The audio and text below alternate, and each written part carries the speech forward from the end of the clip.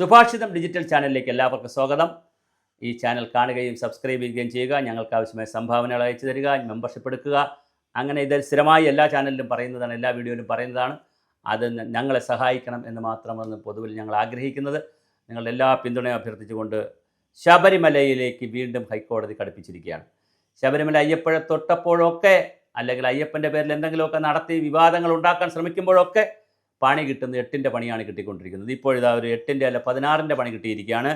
ഹൈക്കോടതി പറഞ്ഞിരിക്കുകയാണ് 1998 മുതൽ എന്ന് പറഞ്ഞാൽ കുറേ വർഷം, 98, 2, 2000, 26 വർഷം, 27 വർഷങ്ങൾക്ക് മുമ്പിലുള്ള അന്ന് മുതലുള്ള മുഴുവൻ രേഖകളും ഹാജരാക്കണം. ശബരിമലയെ സംബന്ധിച്ച് ശ്രീകോവിലിൻ്റെ ഇരുവശത്തുമുള്ള ദ്വാരപാലക ശില്പങ്ങളിലെ സ്വർണ്ണപ്പാണികൾ അറ്റകുറ്റ പണികൾക്കായി ചെന്നൈയിലേക്ക് കൊണ്ടുപോയ സംഭവത്തിൽ പരിശോധന കടുപ്പിച്ചിരിക്കുകയാണ് ഹൈക്കോടതി. ശ്രീകോവിൽ ഉൾപ്പെടെ സ്വർണം പൂശിയതുമായി ബന്ധപ്പെട്ട 1998 മുതലുള്ള സകല രേഖകളും കോടതിയിൽ ഹാജരാക്കാൻ പറഞ്ഞിട്ടുണ്ട്. ശ്രീകോവിൽ ദ്വാരപാലക ശില്പം, ലിൻഡൽ, കമാനം തുടങ്ങിയവ സ്വർണം പൂശിയത് മുതൽ ഇതുവരെയുള്ള രജിസ്റ്റർ, മഹസർ തുടങ്ങിയ മുഴുവൻ രേഖകളും ഉൾപ്പെടെ ഹാജരാക്കാനുമാണ് ജസ്റ്റിസ് രാജാ വിജയരാഘവനും KV ജയകുമാർ എന്നിവരടങ്ങിയ ദേവസ്വം ബോർഡിൻ്റെ ബെഞ്ച് നിർദ്ദേശിച്ചിരിക്കുന്നത്. 8ൻ്റെ പണിയാണ് കിട്ടിയിരിക്കുന്നത്. കോടതിയുടെ അനുമതി തേടാതെ സ്വർണ്ണപ്പാളികൾ ചെന്നൈക്ക് കൊണ്ടുപോയതിൽ ദേവസ്വം ബോർഡ് കോടതിയിൽ ക്ഷമാപണം നടത്തി. സ്വർണം പൂശലുമായി ബന്ധപ്പെട്ട ആറന്മുള തിരുവാണമല ഓഫീസിൽ സൂക്ഷിച്ചിരുന്ന രേഖകൾ ഇന്ന് തന്നെ ഹാജരാക്കാനാണ് ചീഫ് വിജിലൻസ് ആൻഡ് സെക്യൂരിറ്റി ഓഫീസർക്ക് കോടതി നിർദ്ദേശം നൽകിയിരിക്കുന്നത്. അറ്റകുറ്റപ്പണികൾക്കെന്ന് പറഞ്ഞ് സ്വർണ്ണപ്പാളികൾ ചെന്നൈയിലേക്ക് സ്മാർട്ട് ക്രിയേഷൻസ് എന്ന സ്ഥാപനത്തെ കേസിൽ കക്ഷി ചേർക്കാനും കോടതി നിർദ്ദേശിച്ചു. കോടതി വളരെ ഗൗരവമായിട്ട് ഈ വിഷയത്തെ 2019 ചെന്നൈ മലയാളിയാണ് ഈ സ്ഥാപനം വഴി സ്വർണ്ണപ്പാളികൾ സ്പോൺസർ ചെയ്തത്. തുടർന്ന് ഇത്തവണത്തെ അറ്റകുറ്റപ്പണി നടത്താനായി ഈ സ്ഥാപനത്തിനെ തന്നെ കൊണ്ടുപോവുകയായിരുന്നു എന്നാണ് ദേവസ്വം ബോർഡ് അറിയിച്ചിരിക്കുന്നത്. അപ്പോൾ ഇതിലൊരുപാട് ദുരൂഹതയുണ്ട്. അമ്പലമാകുമ്പോൾ, പ്രത്യേകിച്ച് ഹിന്ദു സമൂഹത്തിൻ്റെ അമ്പലമാകുമ്പോൾ അവിടെ കോടാനുകോടി ജനങ്ങൾ വന്നു പോകുന്നുണ്ട്. അവരെല്ലാം വലിയ സംഭാവന നൽകും.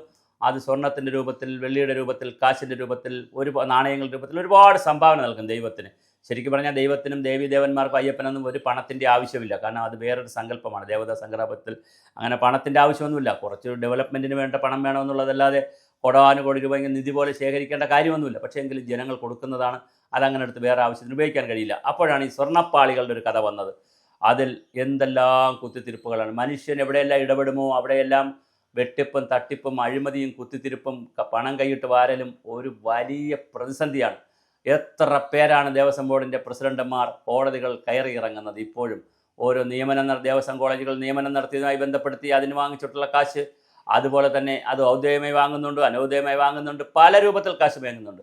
അതുപോലെ തന്നെ അമ്പലങ്ങളുടെ വരുമാനത്തിൽ നിന്ന് അടിച്ചു മാറ്റുന്നത് ഒക്കെ ഉൾപ്പെടെ വലിയ രീതിയിലാണ്. എന്തായാലും ശബരിമലയെ മുൻനിർത്തി ഹൈക്കോടതി വലിയ തോതിലാണ് ഇടപെടലുകൾ നടത്തിക്കൊണ്ടിരിക്കുന്നത്. ഇതൊരു പക്ഷേ മുഴുവൻ ക്ഷേത്രങ്ങൾക്കും ബാധകമാകുന്ന രീതിയിലുള്ള തീരുമാനങ്ങൾ വരാൻ സാധ്യതയുണ്ട്. എന്തായാലും ശബരിമലയിലെ നമ്മുടെ ശബരിമല സംഗമം നടത്താൻ അനുവാദം കൊടുത്തു ഉപാധികളോടെ. പക്ഷേ അതിനേക്കാൾ പ്രധാനം ഈ സ്വർണത്തിൻ്റെ പാളികളെ സംബന്ധിക്കുന്ന അതിൻ്റെ മോഷണവും അതിൻ്റെ കളവും അതിൻ്റെ കള്ളത്തരങ്ങളും എല്ലാം വെളിച്ചത്ത് വരികയാണ്. എന്തായാലും കോടതിക്ക് ഒരു ബിഗ് സല്യൂട്ട്. കാര്യങ്ങൾ നടക്കട്ടെ. നമുക്ക് എന്തൊക്കെ തന്നെയായിരുന്നാലും ജനങ്ങൾക്ക് ഇതറിയാൻ അവകാശമുണ്ട്. ശബരിമലയിൽ എന്ത് സംഭവിക്കുന്നുവെന്ന് ജനങ്ങൾക്ക് അറിയേണ്ടതുണ്ട്.